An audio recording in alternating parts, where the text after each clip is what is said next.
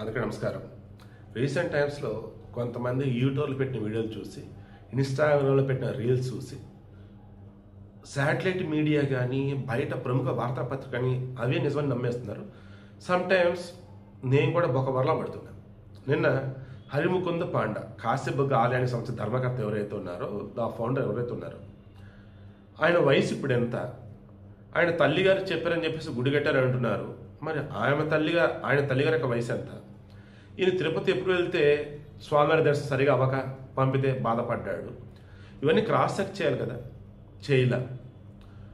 పుట్టపర్తి సాయిబాబా కానీ ఆయన చిన్నప్పుడు 10 తరల నాగుపాము తల మీద ఉంది, ఆయన కాపాడింది, లేదా ఆయనకి పాడిపి ఇది చేసింది, చెట్టుకి ఆయన చేయబట్టుకుని చేతిలోకి వచ్చాయి అని ఎవరు చెప్పగానే నమ్మేస్తే ప్రచారం చేస్తారు.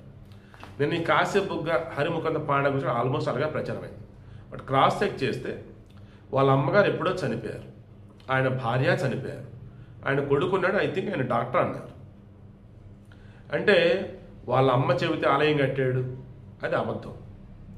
ఈయనకి అనిపించింది ఆలయం కడదామని కట్టాడు.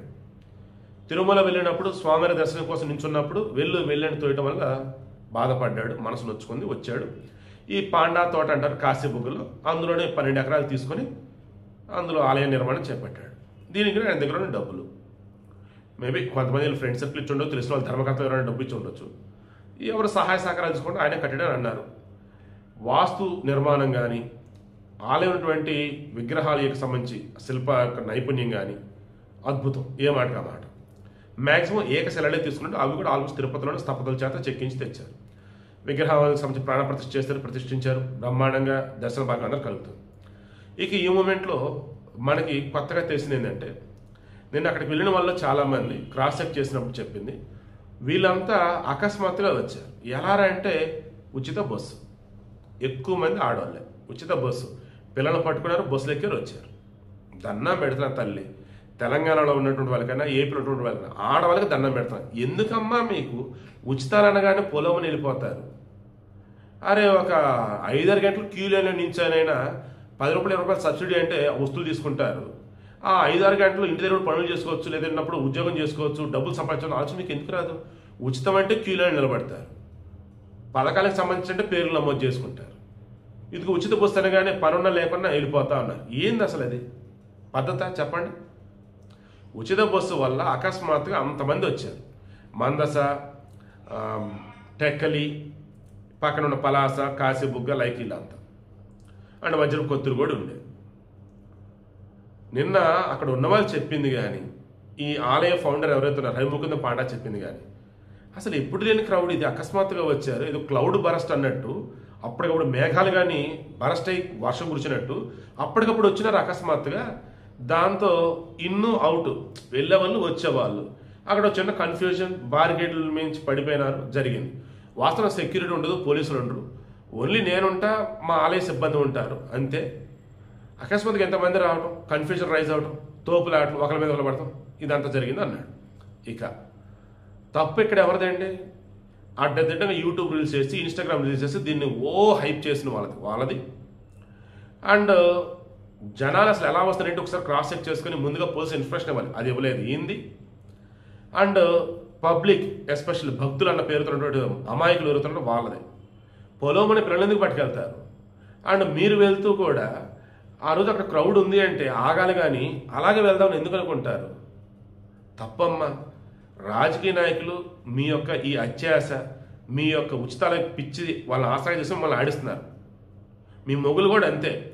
మనం ఎన్ని మోసాలు చేసినా దానికి చీరకొని పెడితే చాలే, దానికి నక్కని పెడితే చాలే, దానికి ఇష్టమైన తీసుకొచ్చి ఇంట్లో పెడితే తినిద్దిలే, మనం ఎట్ట చేసినా ఊరేగొచ్చులని అనుకుంటూ ఉన్నారు. మారండి అమ్మ, ఇంకెళ్ళలో ఉంటారమ్మేట.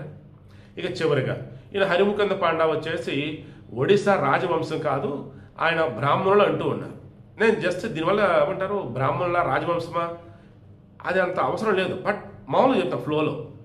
అంటే నిన్న నేను కానీ రమేణ వాళ్ళంతా దీన్ని హైలైట్ చేశాను. ఆయన రాజవంశీయుడు, తిరుమల వెళ్ళాడు, స్వామి దర్శనం సరిగా కాలేదు, వచ్చాడు, వాళ్ళ అమ్మకు చెప్పాడు, వాళ్ళ అమ్మ వచ్చేసి ఇంకేం నాయన ఆ స్వామి ఇక్కడ ప్రతిష్ఠించింది, గుడి కడతా స్టార్ట్ చేశాడు, అద్భుతం కట్టాడు. ఇక మొన్నటి నుంచి గత కొద్ది నెలల నుంచి భక్తులు వస్తున్నారు. నేను కార్తీక ఏకాదశి అండ్ శనివారం అవడంతో కుప్పలుగా వచ్చారు, ప్రమాదం జరిగింది అనుకున్నాను. తోపులాటలు. విషయం ఏంటంటే అడ్డదిడ్డంగా ఎవడ పెడితే వాడు స్వామీజీల పేరుతో ప్రవచనకారుల పేరుతో ఇన్స్టాగ్రామ్ రీల్స్ యూట్యూబ్లు ఇదని పెట్టేసి భయంకరంగా కార్తీక ఏకాదశి రోజు శనివారం కనుక వచ్చినంత పరమ పవిత్రమైనటువంటి మహిమాన్వితమైనటువంటి రోజు ఆ రోజు స్వామిని దర్శించుకోవడం అద్భుత మహాద్భుతం. ఏంది అసలు ఇలానే చేస్తాను హడావిడి. చివరికి అమాయకులు బలవుతూ ఉన్నారు. ఇప్పటికన్నా మారండి. It's my sincere request. ఆయన వయసుని దృష్టిలో పెట్టుకుని ప్రభుత్వాన్ని అరెస్ట్ చేయదు.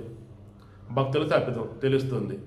మేబీ నేను చెప్పినట్టుగా దేవాదాయ ధర్మాదాయ శాఖ సభ్యులు తీసుకొచ్చు దానిని, లేదన్నప్పుడు చిలుకూరు బాలాజీ టెంపుల్ లేక మరి అక్కడ హుండీలు కనుక ఏమీ లేకపోతే ఇంక వీళ్ళకే అట్టి పెట్టేయచ్చు. అది ఎవరికి హరిముకుంద పాండాకి. హరిముకుంద పాండా తర్వాత ఆయన కొడుకు డాక్టర్, ఆయన ధర్మకర్త కూడా అన్ని చూసుకుంటాడని చెప్పేసి అంటున్నారు. బట్ మరలా చెప్తున్నా, దండం పెడుతున్నా, ఉచితం అనగానే ఫ్రీగా వస్తుందని కానీ పెనాలు కూడా దాగుతారనేటువంటి దిక్కుమనేటువంటి ఆ సెటర్ మన మీద వద్దు.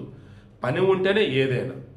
ఇంట్లోనే మీరు వండుకున్నారు, బిర్యానీ వండుకున్నారు, నైట్ అయింది, తింటున్నారు, మార్నింగ్ పాడైపోయింది, కడుపు నిండుతున్నాయి, హ్యాపీగా తిన్నాం, బిర్యానీ ఉంది, ఎవరు లేరు, మార్నింగ్ పడేయాల్సిందే.